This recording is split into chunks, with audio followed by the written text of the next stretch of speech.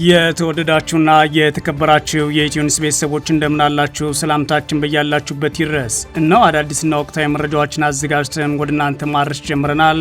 ከኢትዮ ኒውስ መረጃዎች ጋር አብራችሁ እንድትቆዩ ግብዣችን ነው። በቅድሚያም አርዕስተ ዜናዎችን አስቀድማለሁ።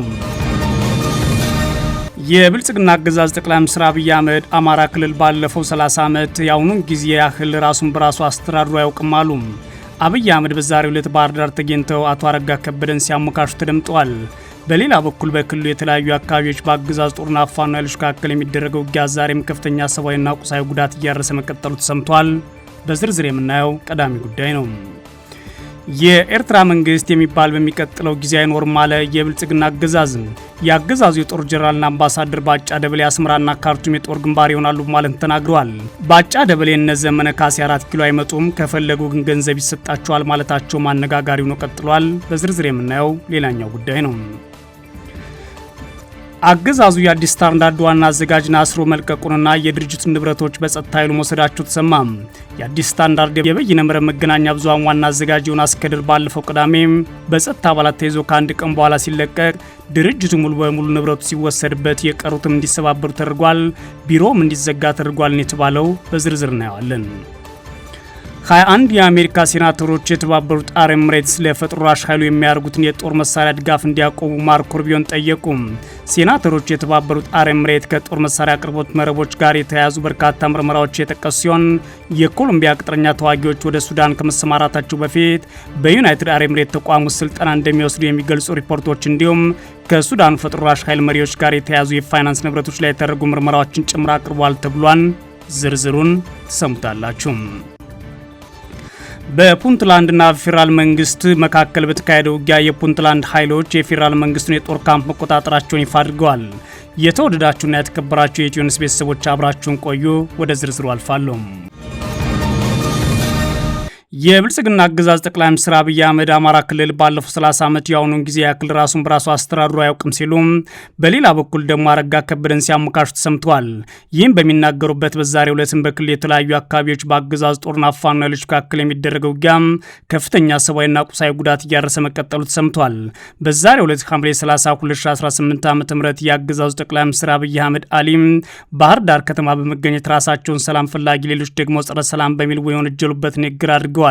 በአንድ ወር ጊዜ ውስጥ ለሁለተኛ ጊዜ ወደ ክልሉ የሄዱት አብይ አህመድ የባህር ዳር ኤርፖርትን ከዚህ በፊት በጠላት ቢመታ እኛው ግን የበለጠ አድርገን ሰራ ነው ሲሉ በባህር ዳር ኤርፖርት ተርሚናል ምረቃ ላይ ተናግረዋል።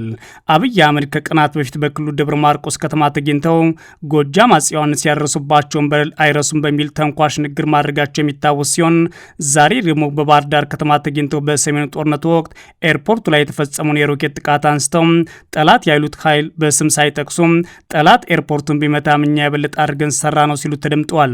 ያገዛዙም ጠቅላይ ሚኒስትር አብይ አህመድ አክለውም እኛ በቀኝ እጃችን እየሰራን ነው፣ እናንተ ጊዜና እድል እንዳያልፍባችሁ ለሰላም ስትሉ በቀኝ እጃችሁ ግራ እጃችሁን ቆንጥጡ ሲሉ ራሳቸውን የሰላም ኃይል ሌሎችን ደግሞ ጸረ ሰላም ኃይል አድርገው ማቅረብ ማህበረሰቡ ጸረ ሰላም ያሉትን ኃይል እንዲቆነጥጥላቸው ጥሪ ሲያቀርቡ ተሰማምተዋል።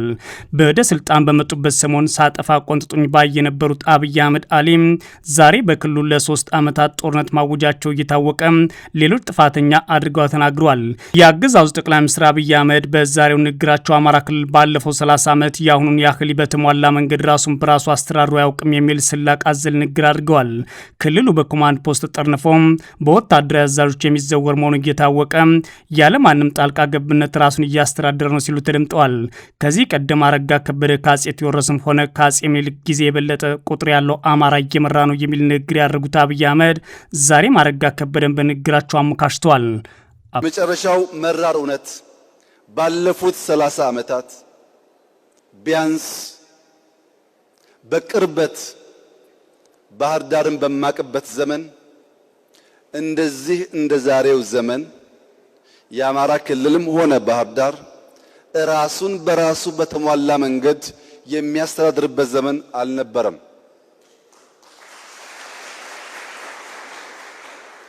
ፕሬዝዳንታችን ከነሙሉ ክብራቸውና ሕግ ሰጣቸው ስልጣን ጋር ያሻቸውን መወሰን የሚችሉ የታመኑ፣ የተወደዱ፣ የተከበሩ፣ የሚሰሩ፣ የሚያሰሩ ፕሬዝዳንት ናቸው። በሌላ በኩል በክልሉ የተለያዩ አካባቢዎች በአገዛዝ ጦርና ፋኖ ኃይሎች መካከል የሚደረገው ውጊያ ዛሬም ከፍተኛ ሰብአዊና ቁሳዊ ጉዳት እያደረሰ ቀጥሏል። በክልሉ ምስራቅ ጎጃም ዞን ደባይ ጥላት ግን ወረዳ ሐምሌ 29 2018 ዓ.ም በተደረገው ውጊያ ሻለቃ አዛዡን ጨምሮ በርካታ የአገዛዝ ጦር አባላት መገደላቸውን አፋብን ቴዎድሮስ አስታውቋል። በወረዳው ጀርምስ አካባቢ በ5 አቅጣጫ ከተንቀሳቀሰ የአገዛዝ ጦር ጋር ከባድ ውጊያ መደረጉን የጠቀሰው አፋብን በውጊያው የፋኖ ኃይሎች በከፈቱት የተቀናጀ ጸረ ማጥቃት የአገዛዝ ጦር ከፍተኛ ወታደራዊ ጉዳት አስተናግዷል ሲል አስታውቋል። የአገዛዝ ጦር በኩሉ በደባይ ጥላት ግን ወረዳ የምትገኘው ደብረ ኢየሱስ ከተማ ከፋኖ ኃይሎች ባደረጉት ውጊያ ተቆጣጥሮ ያለው ሲል አስታውቋል። የአገዛዙ ጦር 6ኛ ህዝብ ባወጣው መግለጫ ከተማዋ ላለፉት 3 ዓመታት ፋኖ ኃይሎች ተይዛ መቆየቷን የገለጸ ሲሆን ይህም የብልጽግና አገዛዝ ለ3 ዓመታት ደርሶባቸው የማያውቁ የአማራ ክልል ከተሞች ምራቸውን ያረጋገጠ ሌላኛው ምሳሌ ሆኗል። በተመሳይ በክልሉ ጎንደር ቀጠና ወገራ ወረዳ በአገዛዝ ጦርና ፋኖ ኃይሎች መካከል በተደረገ ውጊያ ከፍተኛ ሰብአዊና ቁሳዊ ጉዳት መዝገቡን ነው የፋኖ የመረጃ ምንጮች ለኢትዮኒውስ የተናገሩት። የፋኖ ኃይሎች በወገራ ወረዳ ሰንበትዬና ጉንትራቦ አካባቢ የአገዛዝ ጦር ላይ የከፈቱት ውጊያ ለ8 ሰዓታት ቀጥሎ ውሏል ያሉት የመረጃ ምንጮቹ በውጊያው በርካታ የአገዛዝ ጦር አባላት የሞትና የአካል ጉዳት ደርሶባቸዋል ሲሉ ተናግሯል። ውጊያውን ተከትሎ የአገዛዝ ጦር አካባቢ ለቆ ወደ ገደብዬ ከተማ መሸሸቱን ነው የመረጃ ምንጮቹ አክል የተናገሩት። በክልሉ በአገዛዝ ጦርና ፋኖ ኃይሎች መካከል የሚደረገው ውጊያ በወሎ ቀጠና መቀጠሉን የተሰማው በትላንትናው ዕለት ሐምሌ 29 2018 ዓ.ም በምዕራብ ወሎ ቀጠና ገነት የከተማ ዙሪያ በተደረገው ውጊያ በርካቶች መገደላቸውን የኢትዮኒውስ የመረጃ ምንጮች ተናግሯል። በተለይም ከአማራ ሳይንት ወደ ገነት የመግቢያ አባራ የተባለ አካባቢ በተደረገው ውጊያ የአገዛዙ መከላከያና አድማ ብተና አባላት መገደላቸውን አክለው ተናግሯል። በአካባቢው በነበረው ውጊያ ወቅት በውጊያው ምንም አይነት ተሳትፎ ያልነበራቸው ሰላማዊ ሰዎች ተገድለዋል ሲሉ የመረጃ ምንጮቹ ለኢትዮኒውስ ተናግረዋል። የኤርትራ መንግስት የሚባል በሚቀጥለው አይኖርም አለ የብልጽግና አገዛዝ። የአገዛዙ የጦር ጀነራል አምባሳደር ባጫ ደበሌ አስመራና ካርቱም የጦር ግንባር ይሆናሉ፣ በኢትዮጵያና በኤርትራ መካከልም ድንበር የለም ብሏል። ባጫ ደበሌ እነ ዘመነ ካሴ 4 ኪሎ አይመጡም፣ ከፈለጉ ገንዘብ ይሰጣቸዋል ማለት መናገራቸው ማነጋጋሪ ነው ቀጥሏል። ከአገዛዙ ጠቅላይ ሚኒስትር የጀመረው የሚዲያ ዛቻና የጦርነት ጠመቃ ባጫ ደበሌ የተሰኙ የአገዛዙ የጦር ጀነራል አምባሳደር ጋር ደርሷል። እኔ በኬንያ ናይሮቢ የአገዛዙ አምባሳደር ከሀገሪቱ ተፋላሚ ኃይሎች ዘመቻ አልፈው የጎረቤት ሀገራት ዋና ከተሞች እንዴት የጦር ሜዳና ግንባር ብሎም ደጀን አልባ ማድረግ አገዛዙ ዓላማው እንደሆነ ለቢቢሲ ነው የተናገሩት። ባጫ ደበሌ ጦርነቱ አለቃቸው አብይ አህመድም ሆነ ሌሎች ከጀመሩት አስመራ መንግስት አልባ የሚያደርግ ጦርነት ይደረግበታል ብሏል። ኤርትራ ውስጥ መንግስት የሚባል አይኖርም የሚሉት ባጫ ደበሌ በኢትዮጵያና በኤርትራ መካከልም ድንበር አይኖርም ብሏል። ባጫ የቀጠናው መንግስታት ሁሉ ይቀየራሉ የሚሉት ጦርነት ግንባርና ደጀን የለውም፣ ሁሉም የውጊያ ቦታ ይሆናል ሲሉ ነው የተደመጡት። ዋንስ ጦርነቱ ከተነሳ በኋላ የኤርትራ መንግስት የሚባል አይኖርም። ይሄን መታወቅ አለበት። ሶ ጂኦግራፊውም ይቀየራል። ፎር ዛት ማተር መንግስቶች ይቀየራሉ፣ ጂኦግራፊውም ይቀየራል። ዝም ብሎ አይነት አይደለም፣ በቀጠናው ማለት ነው። ለምሳሌ ያክል በኢትዮጵያና በኤርትራ መካከል ያለው ዲማርኬሽን የለም እኮ። እሱም ራሱ ሌላ ችግር ይፈጥራል። በኋላ ሌላ ችግር ይፈጥራል። ይሄ ይያዛል። የኤርትራ መንግስት አይኖርም። የኤርትራ መንግስት በማይኖርበት ጊዜ ምንድነው ሊመጣ የሚችል? አይኖርም። አዎ አይኖርም። በራሱ ይጠፋል። አይኖርም። ጦርነት አይደለም እንዴ? አሁን እኮ ጦርነት በሚሆንበት ጊዜ ሎክ ደጀንና ፍሮንት የሚባል ነገር የለም። በዚህ ዘመን የሚፈጠር ጦርነት ደጀንና ግንባር የሚባል የለውም። ሁሉም ግንባር ናቸው። ይሄ ማለት ምንድን ነው? አስመራና በባድመ አካባቢ ያለው ግንባር አስመራ ደጀን ሆኖ ባድመ ግንባር ሊሆን አይችልም። ይህ የአገዛዙ ባለ 4 ኮከብ ጀነራልና አምባሳደር በኤርትራ ሳያበቁ የብልጽግና አገዛዝ በሱዳን ቀጣይ የሚከፍተው ጦርነት ጠቅሰው ካርቱም የውጊያ ማዕከል እንደሚሆን ያስረዳሉ። ይህ ዘመናዊ ጦርነት ነውና ካርቱም ሆነ ሌሎች ድንበርና ግንባር ተብለው ሊለዩ አይችሉም፣ ደጀንም ሊኖራቸው አይችልም፣ ዋነኛ የውጊያ ማዕከል ይሆናሉ በማለት ነው በጎረቤት ሀገራት ላይ ጦርነት እንዳያወጁ የተሰሙት። ሁለቱም ግንባር ናቸው። ካርቱም ደጀን ሆኖ አልፋሻ ግንባር አይሆንም። ሁሉም አንድ ናቸው። ስለዚህ የሚሆነው ነገር ምንድን ነው? መንግስታትም ይቀያየራሉ፣ ጂኦግራፊም የሆነ ያን የሚፈጠር ነገር ይኖራል። አሁን ይሄ እዚህ ይሆናል፣ ይሄ እዚህ ይሆናል ብዬ ያን ማድረግ አይችልም። ነገር ግን ሪዛልቱ ይሄ ነው። ባጫ ደበሌ የአማራ ህዝብና የኦሮሞ ህዝብ የህልውና ታጋዮችን በስም ጠርተው 4 ኪሎ አይመጡም በማለት ሲናገሩም ተሰምተዋል። ዘመነ ካሴም ሆነ የኦላ መሪዎች 4 ኪሎ ክፍት ቢሆን እንኳን አይመጡም የሚሉት የአገዛዙ ሰው ባይሆን አገዛዛቸው ለነዚህ ሰዎች ገንዘብ ሊሰጣቸው እንደሚችል ይናገራሉ። ለነ ዘመነ ካሴ ብር እንስጣቸውና ሰላም ይስጡን የሚሉት ባጫ ደበሌ የህዝብ ጥያቄ ሰላም እንደነሳው አገዛዙን የሚጠቁሙ ሲሆን ይህ ካልሆነ ግን በማለት የመጨራረስ ዛቻቸውን በይፋ ሲናገሩም ተሰምተዋል። እኔ ግልጽ የሆነ ነገር ልንገርህ 4 ኪሎ ሰው የለም ቢባል አንዳቸውም 4 ኪሎ መጥቶ አይዙ ፋኖ ይሁን ኦላ አይመጡም። በጭራሽ ምንሆናል አይመጡም። ካፓሲቲም የላቸውም። መጥቶም የሚያደርጉት ነገር የለም። ምን ያደርጋል? እስኪ ማን ነው የሚመጣው? ዘመነ ካሴ ነው የሚመጣው? ማን ነው መጥቶ 4 ኪሎ ገብቶ ኑ 4 ኪሎ ክፍት ነው ብትላቸው አይመጡም። ስለዚህ ይሄ ይቅር። በቃ ገንዘብ ከፈለጉ ከመንግስት ጋር ተደራድሮ ይስጣቸው። መንግስት ገንዘብ ከሆነ የሚፈልጉት የብልጽግና አገዛዝ የአዲስ ስታንዳርድ ዋና አዘጋጅን አስሮ መልቀቁና የድርጅቱን ንብረቶች በጸጥታ ኃይሎች መወሰዳቸው ቀሪዎችን መሰባበራቸው ቢሮውን መዘጋቱን ድርጅቱ አስታወቀም። የአዲስ ስታንዳርድ የበየነ መረብ መገናኛ ብዙሃን ዋና አዘጋጅ ዮናስ ከድር ባለፈው ቅዳሜ በጸጥታ አባላት ተይዘው ከ1 ቀን በኋላ መለቀቁን ድርጅቱ ሲያስታውቅ ይህ ድርጊት በተፈጸመ ማግስቱ የጸጥታና የደህንነት አባላት ወደ አዲስ ስታንዳርድ ቢሮ መግባት መገናኛ ብዙሃኑ ለስራ የሚገለገልባቸውን ንብረቶች ይዘው መሄዳቸውን ድርጅቱ አስታውቋል። የመገናኛ ብዙሃኑ አሳታሚ ጃኬን ፐብሊኬሽን ኃላፊነቱ የተወሰነ የግል ማህበር የገለጸው ዛሬ ሐሙስ ሐምሌ 30 2018 ዓ.ም ባወጣው መግለጫ ነው። ካለፈው ቅዳሜ ጀምሮ ለ3 ተከታታይ ቀናት በመገናኛ ብዙሃኑ ላይ የደረሱ ክስተቶች በዝርዝር የያዘው መግለጫ ከዋና አዘጋጁ ስርና ከንብረቶች መወሰድ በተጨማሪ ድርጅቱ ላለፉት 16 ዓመታት በቢሮነት ሲጠቀምበት ከቆየው ህንፃ በ3 ቀናት ውስጥ በግዴታ እንዲለቅ ቀነ ገደብ እንደተሰጠው አመልክቷል። ድርጅቱ ኢላማ ካደረጉ ተከታታይ እርምጃዎች መካከል በቅዳሜነት የተፈጸመው የዋና አዘጋጅ ዮናስ እስር ነው። ባለፈው ቅዳሜ ሐምሌ 25 በጸጥታ አባላት የተያዘው ዮናስ ከ24 ሰዓት ገደማ ቆይታ በኋላ መለቀቁን አሳታሚ ድርጅቱ ይፋ አድርጓል። ዋና አዘጋጁ ታስሮ በቆየበት ጊዜ አካላዊ ጥቃትና የተራዘመ ምርመራ ተደርጎበታል ብሏል። በዋና አዘጋጁ ላይ የተፈጸመ የተባለው እገታ በአዲስ ስታንዳርድ ላይ ሲተገበር የመጀመሪያው ጊዜ አይደለም። የመገናኛ ብዙሃን ማኔጂንግ ኤዲተር ሆነው ሚሊዮን በየነ ባለፈው ሚያዝያ ወር ማንነታቸው ባልታወቁ ሰዎች ከቢሮ ከተወሰደ በኋላ የደረሰበት ሳይታወቅ ለ20 ቀናት ቆይቶ ነበር። ይህ ድርጊት ከተፈጸመ ከ3 ወራት በኋላ ነው ባለፈው እሁድ ሐምሌ 26 በከፍተኛ ሁኔታ የታጠቁ ናቸው የተባሉ የጸጥታና የደህንነት አባላት በተመሳሳይ መልኩ ያለ ህጋዊ ፈቃድ ወደ መገናኛ ብዙሃን ቢሮ በመግባት በንብረቶች መውሰዳቸውና አሳታሚ ድርጅቱ ያስታወቀው። የጸጥታና የደህንነት አባላቱ ከወሰዷቸው ንብረቶች መካከል ቪዲዮ ካሜራዎች፣ ማይክሮፎኖች፣ የድምፅና የቪዲዮ ማቀነባበሪያ መሳሪያዎች፣ ትራይፖዶችና ባትሪዎች ይገኙበታል ሲል ድርጅቱ በመግለጫው አስቀምጧል። ከነዚህ ንብረቶች በተጨማሪ የመገናኛ ብዙሃኑ ዜናና መልቲሚዲያ ክፍል ለዕለታዊ ስራዎች የሚገለገልባቸው ሌሎች የብሮድካስት መሳሪያዎችን ማገዛዝ ወስዷል። ድርጅቱ በስተኋላ ላይ ባደረገው ማጣራት በስቱዲዮ ውስጥ የቀሩ የመብራት እቃዎች፣ የማይክሮፎን መያዣዎች፣ የኃይል አቅርቦት መሳሪያዎችና ሌሎች ተያያዥ የፕሮዳክሽን መሳሪያዎች ላይ ሆን ብሎ የማበላሸት ተግባር መፈጸሙ እንደደረሰበት አብራርቷል።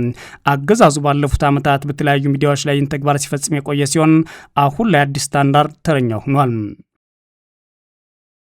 21 የአሜሪካ ሴናተሮች የተባበሩት አረብ ኤሚሬቶች ለፈጥኖ ደራሽ ኃይሉ የሚያደርጉትን የጦር መሳሪያ ድጋፍ እንዲያቆሙ የአገሪቱን ውጭ ጉዳይ ሚኒስትር ማርኮ ሩቢዮን ጠየቁ። ሴናተሮቹ የተባበሩት አረብ ኤሚሬት ከጦር መሳሪያ አቅርቦት መረቦች ጋር የተያያዙ በርካታ ምርመራዎችን የጠቀሱ ሲሆን የኮሎምቢያ ቅጥረኞችና በተለይም ስልጠና እስከ መስጠት የጦር መሳሪያ እስከ ማቅረብ ለሱዳን ፈጥኖ ደራሽ ኃይል ደርሰዋል ተብሏል። 21 የአሜሪካ ሴናተሮች የተባበሩት አረብ ኤሚሬት ለአርኤስኤፍ የሚያደርጉትን የጦር መሳሪያ ድጋፍ እንዲያቆሙ ማርኮ ሩቢዮን በፊርማ ነው የጠየቁት። የአሜሪካ የውጭ ጉዳይ ሚኒስትርና የብሔራዊ ደህንነት አማካሪ ማርኮ ሩቢዮ በሱዳን ተጨማሪ ጥቃቶች ለመከላከል አፋጣኝ እርምጃ እንዲወስዱ በፊርማቸው አሳስቧቸዋል። ሴናተሮቹ የተባበሩት አረብ ኤሚሬቶች ለሱዳን ፈጥኖ ደራሽ ኃይል ዋነኛ የውጭ ድጋፍ መሆናቸውን በመጥቀስ ለሀገሪቱ የሚያደርጉት የተወሰነ የጦር መሳሪያ ሽያጭ ማገድ ጨምሮ ተጨባጭ እርምጃዎች መወሰድ አለባቸው ነው ያሉት። ነሐሴ 26 ቀን በሴናተር ክሪስ ቫን ሆልና ቲም ኬይን መሪነት በተዘጋጀው በዚህ ደብዳቤ ህግ አውጪዎቹ በሰሜን ኮርዶፋን ግዛት ዋና ከተማ በሆነችው ኤልኦቤር ላይ ሰነዝር ታቀዷል የተባለውን የአርኤስኤፍ ጥቃት በጥቅምት ወር 2025 አልፋሽር በቁጥጥራቸው ስር መውደቁን ተከትሎ የተፈጸሙ ከፍተኛ አሰቃቂ ድርጊቶች ሊደገሙ እንደሚችሉ አስጠንቅቀዋል። የተባበሩት መንግስታት ድርጅት መርማሪዎች የኤልፋሽር ሁነቶች የዘር ማጥፋት ወንጀል መለያዎችን ያሳዩ እንደነበሩ መግለጻቸው ይታወቃል። የፈጥኖ ደራሽ ኃይሎች ከበባውን እያጠናከሩ ባሉበት በዚህ ወቅት ግምታቸው ቁጥራቸው 500 ሺህ የሚደርሱ ሰላማዊ ዜጎች በኤልኦቤድ ውስጥ ተይዘው እንደሚገኙ የገለጹ ሴናተሮቹ የምግብ፣ የውሃ፣ የህክምና እቃዎችና የሰብአዊ እርዳታ እፎይታ እንዲያገኙ ተደርጓል ተብሏል። የአሜሪካ መንግስት ከፍተኛ ግፊት ሊከሰቱ እንደሚችሉ የማስጠነቀቅ አሳሳቢ ምልክቶች አሉ በማለትም ቀደም ሲል ማስታወቁን ያመለከቱት ባለስልጣናቱ የተመድ ባለስልጣናትን በኤልፋሽር የታየው አይነት ግፍ እንዳይደገም አሳስቧል። ሴናተሮቹ ታዲያ የተባበሩት አረብ ኤሚሬቶች ከጦር መሳሪያ አቅርቦት መረቦች ጋር የሚያያዙ በርካታ ምርመራዎችን የጠቀሱ ሲሆን የኮሎምቢያ ቅጥረኛ ተዋጊዎች ወደ ሱዳን ከመሰማራታቸው በፊት በአረብ ኤሚሬት ተቋማት ውስጥ ስልጠና እንደሚወስዱ የሚገልጹ ሪፖርቶችን እንዲሁም ከፈጥኖ ደራሽ መሪዎች ጋር እየተገናያዙ የፋይናንስ ንብረቶች ላይ የተደረጉ ምርመራዎችን ጭምር አቅርበዋል። ደብዳቤው በኢትዮጵያ ውስጥ የፈጥኖ ደራሽ ኃይሉ የስልጠና ካምፕ አለ የሚሉ ሪፖርቶችን ጨምሮ ያካተተ ሲሆን ታጣቂ ቡድኑ የሚደግፉ የውጭ ድጋፎች መረቦች ለማስተጓጎል አሜሪካ ከፍተኛ ጥረት ማድረግ አለባት ሲልም ጥሪ አቅርቧል። እነዚህ ውንጀላዎች የተሰሙት የሱዳን ግጭት እያቀጣጠሉ ባሉት የድንበር ተሻጋሪ የአቅርቦት መስመሮች ላይ ዓለም አቀፍ ቁጥጥር እያየለ በመጣበት ወቅት ነው ተብሏል። የተባበሩት መንግስታት ድርጅት ባለሙያዎች ቡድን ቀደም ሲል ሮይተርስ ያደርገው ምርመራ በመጥቀስ 3 ቦይንግ 727 አውሮፕላን መደበኛ የበረራ ምዝገባ ሂደቶችን በመጣስ የፈጥኖ ደራሽ ተዋጊዎችን የውጭ ቅጥረኞችና የጦር መሳሪያዎችን ከቻድና ደቡብ ዳርፉር ወደሚገኘው ኛላ አየር ኮሪደር ማጓጓዛቸውም ተገልጿል። ዋነኛ ተሳታፊ ነው የተገኘው ደግሞ የብልጽግናው አገዛዝ ነው። በተናጥል ዓለም አቀፍ ወንጀል ፍርድ ቤት የቀረቡ የህግ ሰነዶችና በአሜሪካ ሴኔት የውጭ ግንኙነት ኮሚቴ የተጠቀሱ ግኝቶች ከብልጽግና አገዛዝ ከኢምራት ኢትዮጵያ ውስጥ ካሉ ማዕከላት ለቡድን ወታደራዊ ድጋፍ ተደርጓል መባሉ የፈጠረበት ስጋትን በይፋ ገልጿል። የሱዳን ወታደራዊ ባለስልጣናት በድንበር አካባቢ በሚገኘው ኩምሩክ ከተማ ዙሪያ የተደረጉ ውጊያ ጨምሮ ኢትዮጵያ የፈጥኖ ደራሽ ኃይሉና የሱዳን ነጻነት ህዝብ ሰሜን ንቅናቄን ድንበር ተሻጋሪ ጥቃትን ትደግፋለች ሲሉም በተደጋጋሚ ከሰዋታል። የኢትዮጵያ ባለስልጣናት በሱዳን ግጭት ውስጥ ተሳትፎ አላት የሚለውን ወንጀል እስካሁን ድረስ ሲያስተባብሉ ቢቆዩም ዓለም አቀፍ ማስረጃዎች ግን የብልጽግና አገዛዝ በሱዳን የዘር ማጥፋት የጦር ወንጀልና የእርስ በርስ ግጭት ዋና ተሳታፊ ሆኖ መቀጠሉን ያሳያል። በፑንትላንድና በሶማሊያ ፌዴራል መንግስት መካከል በተካሄደ ጦርነት የፑንትላንድ ኃይሎች ፌዴራል መንግስቱን የጦር ካምፕ መቆጣጠራቸው ሰምቷል። የሶማሊያ ከፌዴራል ራስ ገዝ አስተዳደር በሆነችው ፑንትላንድና በፌዴራል መንግስቱ መካከል ያለው ውጊያ እንደገና ባንሰራራበት በዚህ ወቅት የፑንትላንድ ታጣቂ ኃይሎች ትላንት በጋልኳዮ በሚገኘው የፌዴራል መንግስት ጦር ካምፕ ላይ እርምጃ ከወሰዱና ከሰነዘሩ በኋላ በቦሳሳ የሚገኘው በፌዴራል መንግስቱ የተቋቋመ የፑንትላንድ ደህንነት ኃይል ወይም ፒኤስኤፍ የተሰኘ ቦታ የጦር ካምፑን ተቆጣጥረናል ብለዋል። የፑንትላንድ ፕሬዚዳንት ሳይድ አብዱላሂ ረቡዕ ዕለት በክልሉ መዲና ጋሮይ በሰጡት ጋዜጣዊ መግለጫ በጋልካዮ የተካሄደው ጥቃት በፑንትላንድ መንግስት ላይ ተቃውሞ በሚያስነሱ አካላት ላይ ግልጽ መልእክት ለማስተላለፍ ታስቦ የተካሄደ የታቀደ የደህንነት እርምጃ ነው ብለውታል። ረቡዕ ዕለት የተካሄደው ይህ ውጊያ ከባድ መሳሪያዎች የታገዘና የተኩስ ልውውጥ የተደረገበት ሲሆን የሲቪሎች መፈናቀልና የሰው ሕይወት ጉዳትም ደርሷል ሲል ተዘግቧል። በዚሁ ግጭት ታዲያ የፑንትላንድ ፒኤስኤፍ በመባል የሚታወቀው ፌዴራል መንግስቱ ተቋቁሞ ታጣቂ ቡድን ተይዞ የነበረውን በቦሳሳ በሚገኘው ጦር ካምፕ ሙሉ በሙሉ በቁጥጥር ስር መዋላቸውን የፑንትላንድ ኃይሎች አስታውቋል። ጋሮይ ኦንላይን የተባለው የአካባቢው ዜና ምንጭ እንደዘገበው ደግሞ በጋልካዮ በተካሄደው እርምጃ 101 ተጠርጣሪዎች በቁጥጥር ስር መዋላቸውና 60 የቆሰሉ ሰዎች መያዛቸውን ገልጿል። በተጨማሪም የጦር መሳሪያዎች፣ ጥይቶች፣ ወታደራዊ ተሽከርካሪዎችና ሌሎች ቁሳቁሶች መወሰዳቸውን ዛሬ ባወጣው መግለጫ ማስታውቋል። ከተያዙት ቁሳቁሶች መካከል የፖሊስ ደንብ ልብሶች፣ ካቴናዎች እንዲሁም የወታደር ጫማዎች የሚገኙበት ሲሆን ፑንትላንድ እነዚህን ቁሳቁሶች በቻይና መንግስት ለሶማሊያ ፖሊስ ኃይል ከተደረጉ እርዳታዎች የተገኙ ናቸው ብላለች። የፑንትላንድ ባለስልጣናት የሶማሊያ ፌዴራል መንግስት በገልሙዱግ በኩል የጦር መሳሪያ እንዲተላለፍ በማመቻቸት ከፑንትላንድ ውጭ ያሉ ኃይሎችን ለማስታጠቅ ይሞክራል ሲሉ ከሰዋል። ውዝግቡ ይበልጥ ያለው አከራካሪ የሆነው የጦር መሳሪያ ጭነት በገልሙዱግ አስተዳደር ስር በሚገኘው የደቡብ ጋልካዮ ክፍል ከደረሰ በኋላ ነው። ፕሬዚዳንት ደኒ የፑንትላንድ ኃይሎች አካባቢ ማረጋጋታቸውን ገልጸው ከነሱ እውቅና ውጭ የሚንቀሳቀሱ ሌሎች ታጣቂ ቡድኖች በፑንትላንድ ውስጥ እንዳይኖሩ አስጠንቅቀዋል። በዚህ ውዝግብ ጁባላንድ ለፑንትላንድ ያላትን ድጋፍ የገለጸች ሲሆን የገልሙዱግ ባለስልጣናት ደግሞ የፖለቲካ መሪዎች ቀጠናውን ከዚህ ግጭት ነጻ እንዲያደርጉ አሳስበዋል። የተወደዳችሁና የተከበራችሁ የኢትዮ ኒውስ ቤተሰቦች መረጃዎቻችን የተከታተላችኋቸውን ይመስሉ ነበር። ሰናይ ቀን እመኛለሁ።